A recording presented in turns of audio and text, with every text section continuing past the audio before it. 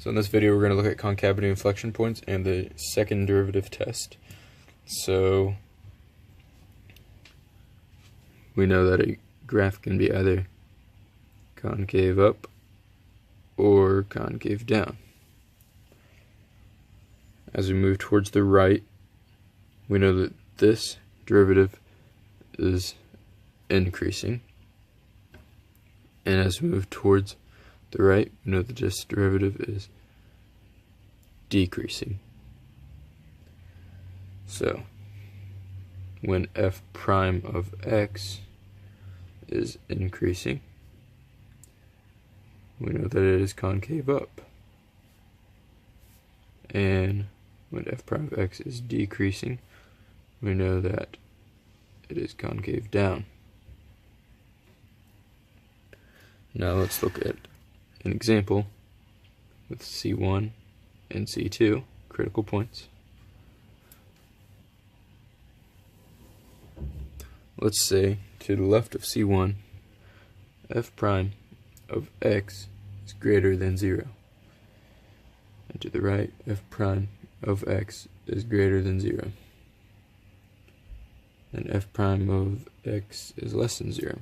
So we know that this is increasing, increasing, and decreasing. Now, at these same points, we now know that this function is going to be concave up, and again concave down. We'll try an example with this. So let's try x cubed minus x. So we find the first derivative, 3x squared minus 1, and then the second derivative, 6x. We set this equal to 0, 6x equals 0. So we know critical point is at x equals 0. So we'll draw our diagram here.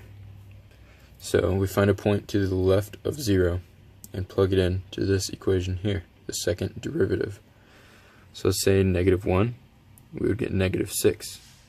So we know this is negative or concave down. Now, point to the right of 0 be 1, we get 6. This is positive, so we know that it's concave up. Now if it asks for values, an interval where the values are concave down, we can say it is concave down from -infinity to 0, and concave up from 0 to infinity. Every one of these problems is going to be solved the same way. So you'll start with a function, we'll find the first derivative, then the second, find where the second derivative is equal to 0. These are your critical points, and you'll plot your critical points like I did here with the 0. You may have multiple critical points, and then you'll find a value of x between your critical points. So here we did 1, here we did -1. And then you will plug it into your second derivative equation,